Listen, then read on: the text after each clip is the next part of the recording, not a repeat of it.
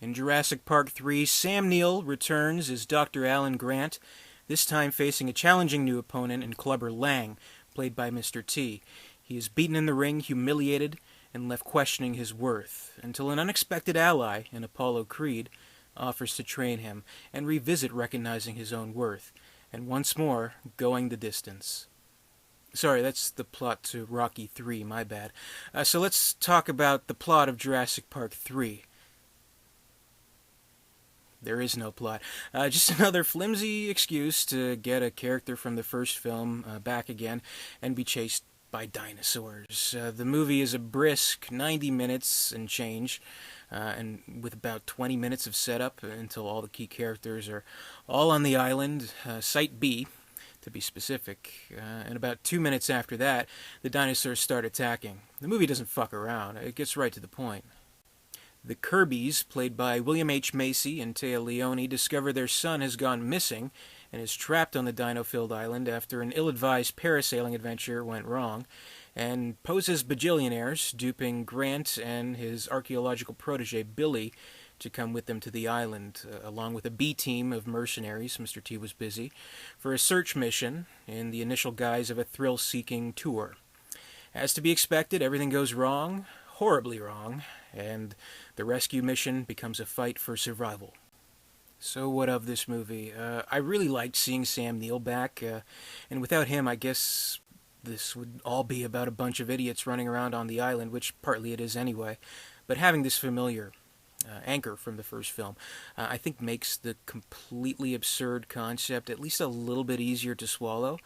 In case you're wondering, Dr. Ellie Sattler from the first film does not follow Grant along on this adventure, though Laura Dern is featured in a small role.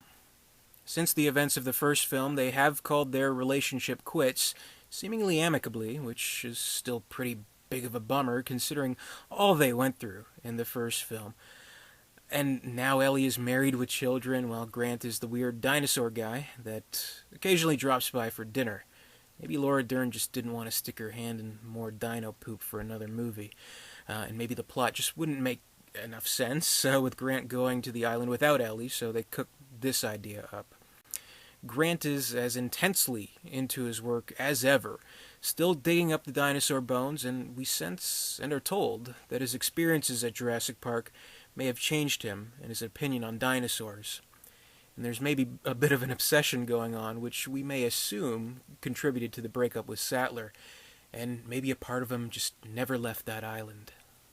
An easy complaint to make would be, why didn't he wait for the Kirbys' check to clear before agreeing to go on the island, which is a valid point, but maybe he just needed any excuse in the world to go back, despite what he says in his proclamation that no force on heaven or earth could get him to go back to the dinosaurs. Maybe that wasn't the case, and I think Grant's plight is given a nice enough explanation, where he gives his little speech near the end about astronomers versus astronauts and how his visit to Jurassic Park is not unlike an astronomer actually going into outer space.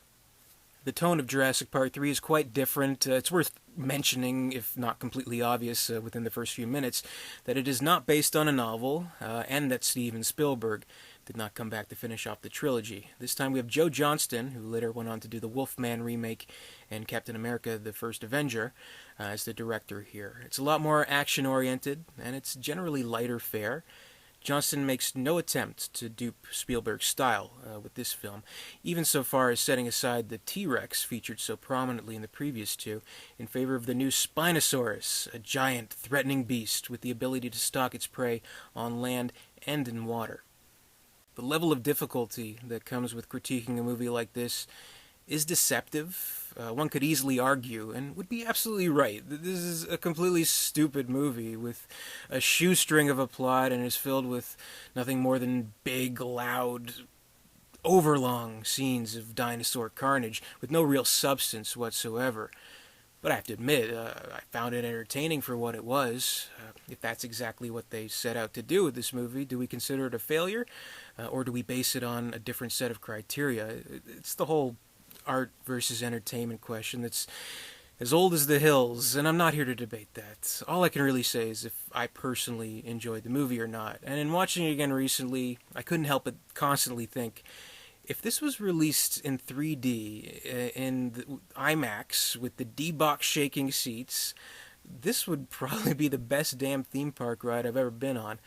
I don't know what this says about the quality of Jurassic Park 3, but it's worth pondering.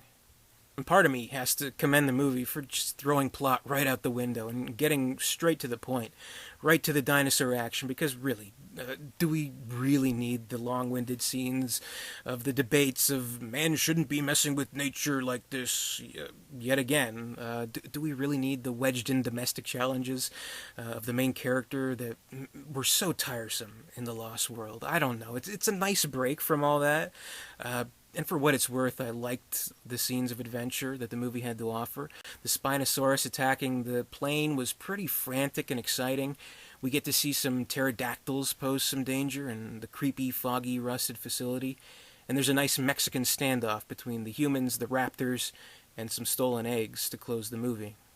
Much like the previous two movies, we get some unique casting choices, much like with Sam Neill, Laura Dern, Jeff Goldblum, Julianne Moore from the previous movies. We get actors who wouldn't necessarily be the first thought go-tos for an adventure epic like this. We have very normal-seeming people who are thrust into these situations, this time with mustachioed William H. Macy, Téa Leoni, and even Michael Jeter. It's casting like this that gives it a unique flavor, and considering how little they have to work with, I think they do good jobs in their roles.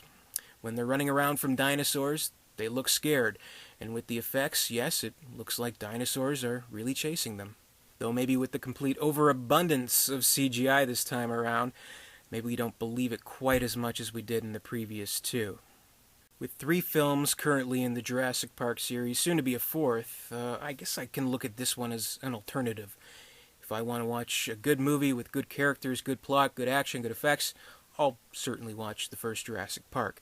If I want to try my patience, I'll watch The Lost World.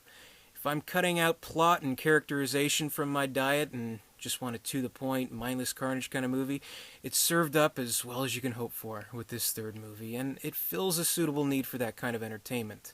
I can't say I hate it. It's fun, it's entertaining, and it gets the job done. I rate Jurassic Park 3 3 stars out of 4. Sylvester Stallone has never been better, and Mr. T poses a genuine threat as Clubber Lang, and Eye of the Tiger is one of my favorite songs. Jurassic Park 3, that's my review. Maybe I'm copping out or washing my hands of this, but I enjoy it. I like it for what it is. It's stupid and it's entertaining, so that's, I don't know. And the weird thing is how there is always kind of this debate amongst Jurassic Park fans, which movie out of the 2 sequels is worse, and kind of having reasons for why The Lost World is a better film, or why Jurassic Park is a better Jurassic Park 3 is a better film for what it is. There's no real winners in that argument, just so you know. But I guess I prefer this one just because it's not even trying, and part of me admires that.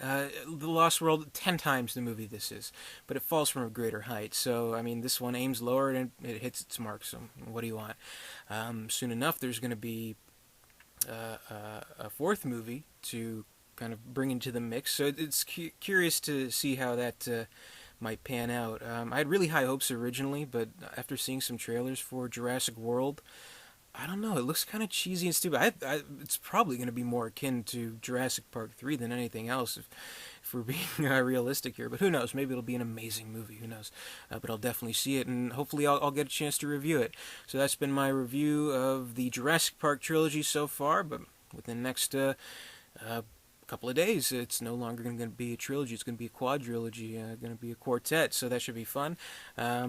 Look forward to seeing it. Are you looking forward to Jurassic World? Let me know below. Comment, rate, subscribe, all that good stuff, and until next time, I'll see you later.